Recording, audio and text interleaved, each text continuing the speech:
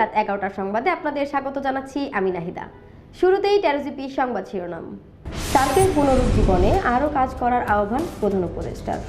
আগরতলা বাংলাদেশ মিশনে হামলার ঘটনা তদন্ত ও ব্যবস্থা নেওয়ার আহ্বান পররাষ্ট্র মন্ত্রণালয়ের। ভারতকে বুঝতে হবে এটা শেখ হাসিনার বাংলাদেশ নয়, জানালেন আসিফ নজরুল। বাংলাদেশ অস্থিতিশীল হলে ভারত ভালো থাকতে পারবে না, জানালেন উপদেষ্টা সাখাওয়াত। যুদ্ধবিরতির মধ্যেও লেবাননে ইসরায়েলি হামলায় নিহত 11 এবং ইতিহাস গড়ে হকি বিশ্বকাপে বাংলাদেশ। এতক্ষণ শুনছিলেন সংবাদ শিরোনাম, এবার বিস্তারিত। Enjoy the power of speed with a pure racing machine. Taro Bangla, a symbol of elegance. প্রধান উপদেষ্টা অধ্যাপক ডক্টর মোহাম্মদ ইউনূস সোমবার দক্ষিণ এশিয়ার দেশগুলোর অভিন্ন স্বার্থে আঞ্চলিক সংস্থা সার্ককে কার্যকর করতে সংস্থার সচিবালয়কে আরও নিবিড়ভাবে কাজ করার আহ্বান জানিয়েছেন। প্রধান উপদেষ্টা বলেন, সার্ক একটি বিস্তৃত শব্দ, এটিকে পুনরুজ্জীবিত করতে পারলে এটি পুরো অঞ্চলের মানুষের কল্যাণ বয়ে আনবে। সার্কের মহাসচিব গোলাম সারওয়ার ঢাকার তেজগাঁওয়ে তার কার্যালয়ে সাক্ষাৎকারে অধ্যাপক ইউনূস এক মন্তব্য করেন। সেক্রেটারি জেনারেল সারওয়ার সার্কের বড় সমর্থক হওয়ার জন্য অধ্যাপক ইউনূসকে ধন্যবাদ জানিয়ে বলেন, বহুপক্ষীয় সংস্থার পুনরুজ্জীবনের জন্য দক্ষিণ এশিয়ার নেতাদের কাছে তার সাম্প্রতিক আহ্বানে তারা উৎসাহিত হয়েছেন। তিনি বাংলাদেশের প্রধান উপদেষ্টাকে কর্মপর্যায়ে সার্কের চলমান কার্যক্রমের বিষয়ে অবহিত করেন, যার মধ্যে রয়েছে প্রোগ্রামিং কমিটি, আঞ্চলিক কেন্দ্রের গভর্নিং বডি এবং বিশেষায়িত সংস্থা, জলবায়ু পরিবর্তনের ঘটনা, এসডিজি আঞ্চলিক একীকরণ, শুল্ক সহযোগিতা ইত্যাদি। তিনি বলেন, উচ্চ পর্যায়ের বৈঠকের অভাবে কার্যকরী উদ্যোগগুলো পর্যাপ্ত শক্তি ও স্পষ্টতা পাচ্ছে না। অধ্যাপক ইউনূস ও সার্ক মহাসচিব, পররাষ্ট্র সচিব, পররাষ্ট্রমন্ত্রী এবং অন্যান্য খাতের মন্ত্রীদের বৈঠকের প্রয়োজনীয়তা এবং সংস্থার আরও ভালো কার্যকারিতার জন্য নেতাদের শীর্ষ সম্মেলনের প্রয়োজনীয়তা নিয়ে আলোচনা করেন। মহাসচিব সারোয়ার বলেন, আমাদের অনেক সংস্থার সাথে অংশীদারিত্ব রয়েছে, আমরা সেগুলো অন্বেষণ করার চেষ্টা করছি। অধ্যাপক ইউনূস মহাসচিব সারোয়ারকে বাংলাদেশ, ভারত ও ভুটানের মতো প্রতিবেশী দেশগুলোতে নেপালের জলবিদ্যুৎ রপ্তানির মতো বহুপক্ষীয় বিষয়ে কাজ করার আহ্বান জানান। অধ্যাপক ইউনূস জানুয়ারিতে বাংলাদেশে যুব উৎসবে যোগ দিতে সার্কভুক্ত দেশগুলোর তরুণদের আমন্ত্রণ জানান। ভারতের ত্রিপুরা রাজ্যের আগরতলায় অবস্থিত বাংলাদেশ মিশনে কিছু সংখ্যক বিক্ষোভকারীর পরিকল্পিত হামলার নিন্দা জানিয়ে ভারত সরকারকে দ্রুত তদন্ত করে এ বিষয়ে ব্যবস্থা নেওয়ার আহ্বান জানিয়েছে পররাষ্ট্র মন্ত্রণালয়। গতকাল সোমবার সন্ধ্যায় মন্ত্রণালয় এক বিবৃতিতে জানায়, আগরতলায় বাংলাদেশের সহকারী হাইকমিশনে হামলার ঘটনায় বাংলাদেশ সরকার গভীরভাবে ক্ষুব্ধ হয়েছে। এতে বলা হয়, বিক্ষোভকারীদের পরিকল্পিতভাবে মিশনের প্রধান ফটক ভেঙে ভেতরে ঢুকতে দেওয়া হয়েছে। স্থানীয় আইন প্রয়োগকারী সংস্থার সদস্যদের উপস্থিতিতেই তারা পতাকার খুঁটি ভেঙে ফেলে, বাংলাদেশের জাতীয় পতাকার অবমাননা করে এবং সহকারী হাইকমিশন প্রাঙ্গণ ক্ষতিগ্রস্ত করে। বিবৃতিতে বলা হয়, এটি দুঃখজনক যে মিশন রক্ষার দায়িত্বে থাকা স্থানীয় পুলিশ সদস্যরা শুরু থেকেই পরিস্থিতি নিয়ন্ত্রণে সক্রিয় ছিল না। আগরতলায় সহকারী হাইকমিশনের সদস্যরা নিরাপত্তাহীনতায় ভুগছেন উল্লেখ করে পররাষ্ট্র মন্ত্রণালয় বলেছে, ভারতে বাংলাদেশের কূটনৈতিক মিশনের ওপর এই জঘন্য হামলার একটা ধারা তৈরি হয়েছে। এর আগে গত 28 নভেম্বরও কলকাতায় একই কায়দায় সহিংস হামলা হয়। বিবৃতিতে বলা হয়, আগরতলার এই ঘটনা 1961 সালের কূটনৈতিক সম্পর্ক সংশ্লিষ্ট ভিয়েনা কনভেনশনের লঙ্ঘন। মন্ত্রণালয় বলছে, যেহেতু কূটনৈতিক মিশনগুলো সুরক্ষা দেয়া ভারত সরকারের দায়িত্ব, তাই বাংলাদেশ সরকার ভারত সরকারকে এই ঘটনার পুঙ্খানুপুঙ্খ তদন্ত করে অবিলম্বে ব্যবস্থা নেওয়ার আহ্বান জানাচ্ছে। মন্ত্রণালয়ের বিবৃতিতে পাশাপাশি বাংলাদেশের কূটনৈতিক মিশনগুলোতে যে কোনো ধরনের হামলা প্রতিরোধ এবং কূটনৈতিক বৃন্দ ও তাদের পরিবারের সদস্যদের নিরাপত্তার ব্যবস্থা করার আহ্বান জানানো হয়। অন্তর্বর্তী সরকারের আইন উপদেষ্টা অধ্যাপক আসিফ নজরুল বলেছেন, ভারতের ত্রিপুরা রাজ্যের রাজধানী আগরতলায় বাংলাদেশের সহকারী হাইকমিশনকে নিরাপত্তা দিতে ভারত সরকার ব্যর্থ হয়েছে। তিনি ভারত সরকারের এই ব্যর্থতার নিন্দা জানিয়ে বলেন, ভারতকে বুঝতে হবে এটা শেখ হাসিনার বাংলাদেশ নয়। গতকাল সোমবার রাতে নিজের ভেরিফাইড ফেসবুক পেজে দেওয়া এক পোস্টে আসিফ নজরুল এসব কথা বলেন। আগরতলার ঘটনা নিয়ে ফেসবুক পোস্টে আসিফ নজরুল বলেন, আজকে ভারতের আগরতলায় বাংলাদেশের সহকারী হাইকমিশন তছনছ করা হয়েছে, বাংলাদেশের পতাকায় অগ্নিসংযোগ করা হয়েছে। হিন্দু সংঘর্ষ সমিতি নামে একটি সংগঠনের সদস্যরা এই নেক্কারজনক ঘটনা ঘটিয়েছে।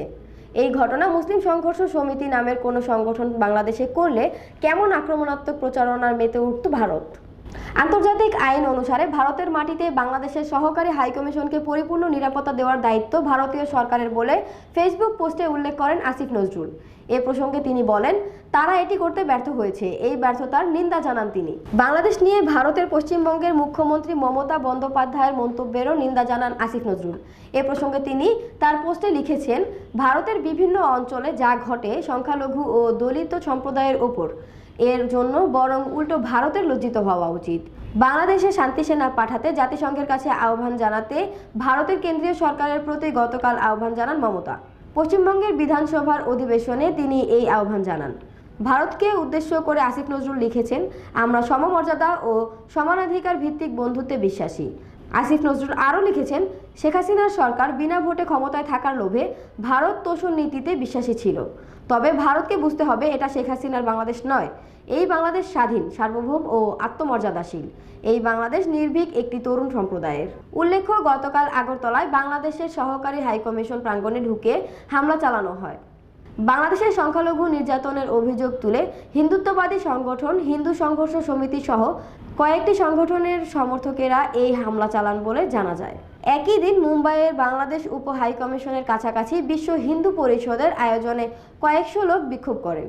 অন্তর্বর্তীকালীন সরকারের নৌ পরিবহন মন্ত্রণালয় এবং শ্রম ও কর্মসংস্থান মন্ত্রণালয়ের উপদেষ্টা brigadier general doctor M Sakhawat Hossain বলেছেন, ভারত যদি আমাদের পায়ে পড়ে ঝগড়া করতে চায়, এটা প্রতিবেশী দেশ হিসেবে ভালো লক্ষণ না। দুই দেশের সম্পর্ক ভালো হওয়া উচিত। বাংলাদেশ যদি অস্থিতিশীল হয় তাহলে তারাও ভালো থাকতে পারবেন না। আজ দুপুরে নারায়ণগঞ্জের ৫ নম্বর মাছঘাট এলাকায় বিআইডব্লিউটিএ বিআরডব্লিউটিপি ১ প্রকল্পের লঞ্চঘাট মাল্টিপারপাস জেটি পরিদর্শনকালে সাংবাদিকদের তিনি এসব কথা বলেন। ডক্টর এম সাখাওয়াত হোসেন বলেন, ভারত বাংলাদেশে সাম্প্রদায়িক অস্থিরতা সৃষ্টির চেষ্টা করলে তারাও ভালো থাকতে পারবেন না। আর বাংলাদেশ ১৮ কোটি মানুষের দেশ। ভারতের কিছু মিডিয়া ও পলিটিক্যাল পার্টি ভোট পাওয়ার জন্য এটা করছে, এটা তাদের ব্যাপার। তবে আমি মনে করি ভারতের সঙ্গে যে সম্পর্ক রয়েছে সেটা যদি নষ্ট হয় তাহলে ভারতের ক্ষতি হবে, আমাদের না। তিনি আরও বলেন, শীতলক্ষ্যা নদী সহ দেশের সকল নদী দূষণ রোধে পরিবেশ মন্ত্রণালয়কে ও নৌ মন্ত্রণালয় সব ধরনের সহযোগিতা করবে। নদী রক্ষা কমিশনের মাধ্যমে নদী দখল রোধে অচিরেই কার্যকর ব্যবস্থা গ্রহণ করা হবে। বড় দখলদারদের বিরুদ্ধে ব্যবস্থা নিতে গেলে বাধা আসে। গার্মেন্টস বন্ধে বড় ধরনের ষড়যন্ত্র করা হচ্ছে উল্লেখ করে উপদেষ্টা সাখাওয়াত হোসেন বলেন, যেসব গার্মেন্টস বন্ধ হয়ে যাচ্ছে এখানে শ্রমিকদের দোষ দিলে হবে না। কী ধরনের ষড়যন্ত্র হচ্ছে তা টের পাচ্ছে সরকার। যেসব পোশাক কারখানা ক্ষতিগ্রস্ত এবং যেসব গার্মেন্টসের মালিক পাওয়া যাচ্ছে না, এগুলোর বিষয়ে আগামী সপ্তাহে নির্দেশনা দেওয়া হবে। এ সময় আরও উপস্থিত ছিলেন বিআইডব্লিউটি এর chairman comrade Arif Ahmed Mostafa, Narayanganj police super Pratyush Kumar Majumdar ও বিআইডব্লিউটি এর পরিচালক আরিফউদ্দিন সহ ঊর্ধ্বতন কর্মকর্তা সহ বিভিন্ন পর্যায়ের কর্মকর্তারা। দর্শক, এ পর্যায়ে নিয়ে নিচ্ছি ছোট্ট একটি টেলিজপি বিজ্ঞাপন বিরতি। ফিরছি কিছুক্ষণ পর, সঙ্গে থাকুন।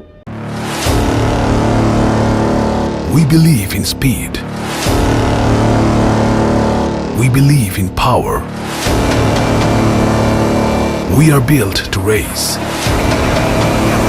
Let's start the joy of riding.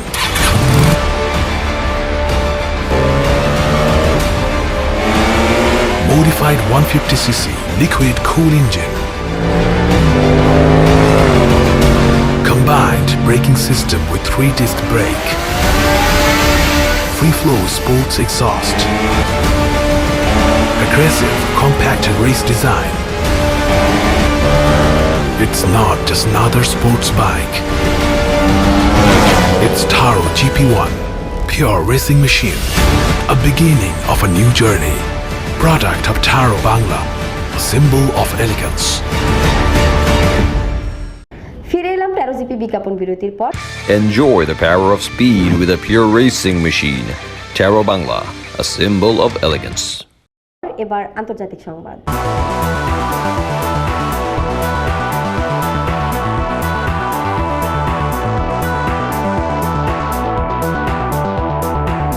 যুদ্ধবিরতির মধ্যেও লেবাননে হামলা চালিয়েছে ইসরায়েলি বাহিনী। এতে কমপক্ষে 11 জন সাধারণ নাগরিক নিহত হয়েছেন। কাতার ভিত্তিক সংবাদ মাধ্যম ও ব্রিটিশ গণমাধ্যম এ খবর জানিয়েছে। সংবাদ মাধ্যমগুলো জানায়, সোমবার লেবাননের দক্ষিণাঞ্চলীয় জেলা নাবাতিয়ে হতে এ হামলা চালানো হয়। গত সপ্তাহে ইসরায়েল ও হিজবুল্লাহর মধ্যে যুদ্ধবিরতি কার্যকর হয়, তবে এর পরেও যুদ্ধবিরতি লঙ্ঘন করছে বলে অভিযোগ লেবাননের।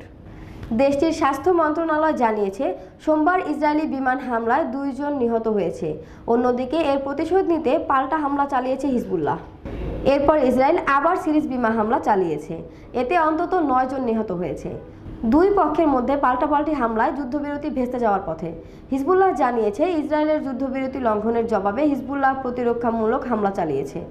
গোষ্ঠীটির অভিযোগ, লেবানন জুড়ে বিমান হামলা, দক্ষিণে বেসামরিকদের উপর গুলি, লেবাননের আকাশসীমায় ড্রোন এবং জেট উড়ানোর মাধ্যমে ইসরায়েল বুধবার থেকে কার্যকর হওয়া যুদ্ধবিরতি লঙ্ঘন করেছে।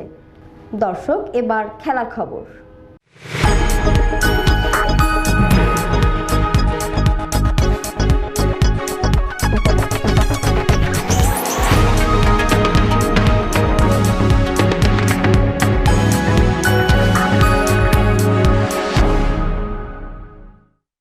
ইতিহাস গড়ে প্রথমবারের মতো যুব বিশ্বকাপে খেলা নিশ্চিত করেছে বাংলাদেশ যুব হকি দল।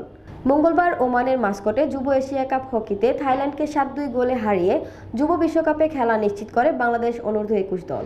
সিনিয়র যুব দল কোনো পর্যায়ে বাংলাদেশের থাইল্যান্ডের বিপক্ষে হারের রেকর্ড নেই। আজ জিতলেই বিশ্বকাপ, এমন পরিস্থিতিতে বাড়তি চাপ ও অতিরিক্ত আত্মবিশ্বাস দূরে রেখে নেমেছিলেন বাংলাদেশের খেলোয়াড়রা। মাঠে বেশ স্বাভাবিক খেলা খেলেই কাঙ্ক্ষিত জয় এনেছেন মওদুদুর রহমানের শিষ্যরা। এর আগে স্বাগতিক ওমানকে হারিয়ে জুনিয়র এশিয়া কাপ শুরু করে বাংলাদেশ। পরের ম্যাচে বড় ব্যবধানে হারে হকির অন্যতম ফেভারিট পাকিস্তানের কাছে। গ্রুপের তৃতীয় ম্যাচে মালয়েশিয়ার বিপক্ষে 2-2 স্কোর লাইন নিয়ে টার্ফ ছাড়ে বাংলাদেশ অনূর্ধ্ব 21 হকি দল। গ্রুপ পর্যায়ের শেষ ম্যাচে চীনের বিপক্ষে ছিল নাটকীয় এক ড্র। বাংলাদেশ নিজেদের গ্রুপে তৃতীয় হয়েছে সেই ম্যাচের সুবাদে। তাতে সমীকরণ দাঁড়ায় থাইল্যান্ডের বিপক্ষে জয় পেলে বিশ্বকাপে উড়বে বাংলাদেশের পতাকা। তাই হলো শেষ পর্যন্ত। 7 গোলের জয়ে বিশ্বকাপে নিজেদের জায়গা নিশ্চিত করলো বাংলাদেশের আগামী দিনের হকির প্রতিনিধিরা। শেষ করার আগে শিরোনামগুলো আরও একবার। সার্কের পুনরুজ্জীবনে আরও কাজ করার আহ্বান প্রধান উপদেষ্টার। আগরতলা বাংলাদেশ মিশনে হামলার ঘটনা তদন্ত ও ব্যবস্থা নেওয়ার আহ্বান পররাষ্ট্র মন্ত্রণালয়ের। ভারতকে বুঝতে হবে এটা শেখ হাসিনার বাংলাদেশ নয়, জানালেন আসিফ নজরুল। বাংলাদেশ অস্থিতিশীল হলে ভারত ভালো থাকতে পারবে না, জানালেন উপদেষ্টা সাখাওয়াত। যুদ্ধবিরতির মধ্যেও লেবাননে ইসরায়েলি হামলায় নিহত 11 এবং ইতিহাস গড়ে হকি বিশ্বকাপে বাংলাদেশ। এই ছিল আজকের সংবাদ। পরবর্তী সংবাদ দেখার আমন্ত্রণ জানিয়ে শেষ করছি এখনকার সংবাদ। ভালো থাকুন, সুস্থ থাকুন, ম্যাজিক বাংলা টিভির সাথেই থাকুন। ধন্যবাদ।